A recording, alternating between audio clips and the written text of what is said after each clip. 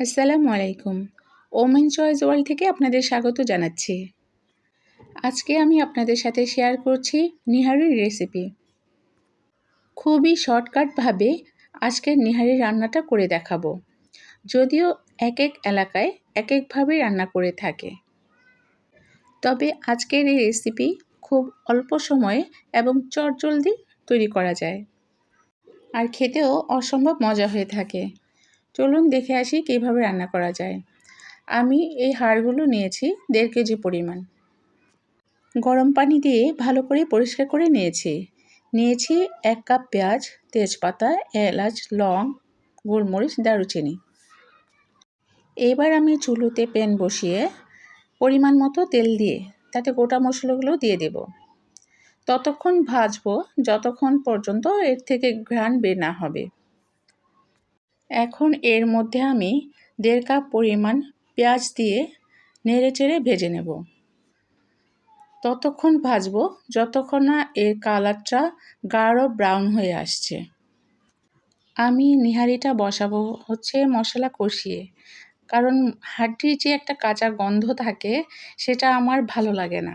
তো এই জন্য আমি মশলা কষিয়ে নিহারি চড়াবো।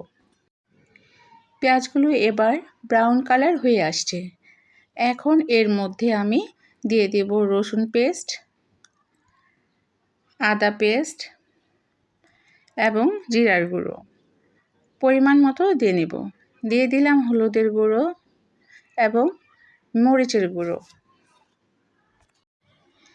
এখন এর মধ্যে পানি দিয়ে নেড়েচেড়ে ভালো করে কষিয়ে নেব। এরপর এর মধ্যে দিয়ে দেব আমি পরিমাণ মতো লবণ।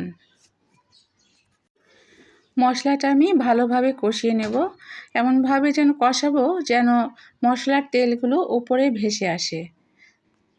এবার আমি গরম পানিতে ধুয়ে রাখা হাড়গুলো এখানে দিয়ে আর একটু নেড়েচেড়ে কষিয়ে নেব।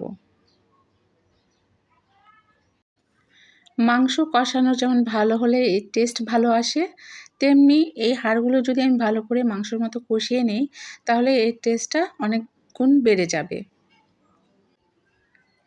কষানো হয়ে গিয়েছে। এখন আমি এর মধ্যে দিয়ে দেব 1.5 লিটার পরিমাণ পানি। আমি নর্মাল প্যানে দিয়েছি, তাই এর মধ্যে পানির পরিমাণটা বেশি লাগবে।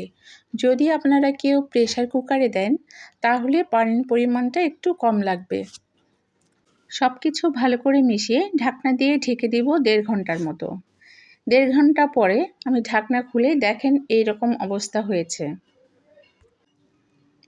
আমি নেড়ে দেখাচ্ছি। একদম সম্পূর্ণটা ফুলে গিয়েছে, তবে এখনও ওই রকম পরিমাণ সফট হয়নি। তার মানে আমার আরও জাল করতে হবে। আমি আরও হাফ অ্যান আওয়ার জাল করে নিয়েছি। এবার আমি এর মধ্যে দিয়ে দেব 2টো পাউরুটি গুলিয়ে, যাতে এর ঝোলটা ঘন হয়ে আসে।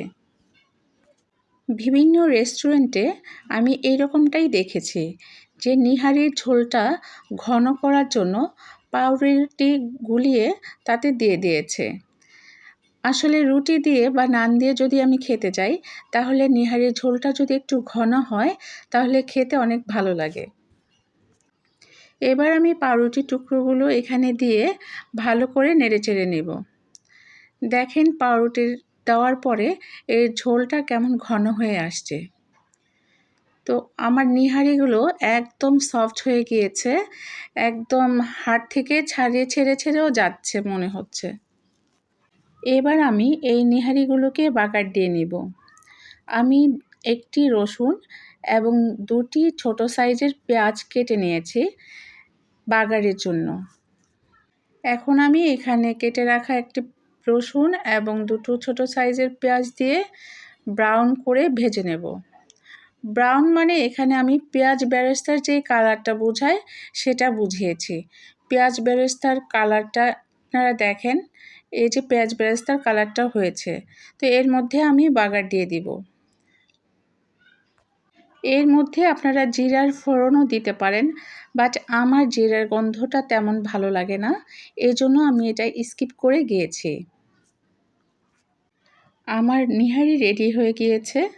নিহারি কিন্তু ঠান্ডা হলে আর একটু ঘন হয়ে যায়।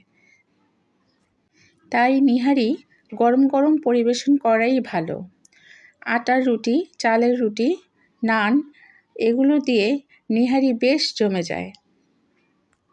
By the way, women choice world থেকে আমি বিদায় নিচ্ছি। আল্লাহ হাফেজ।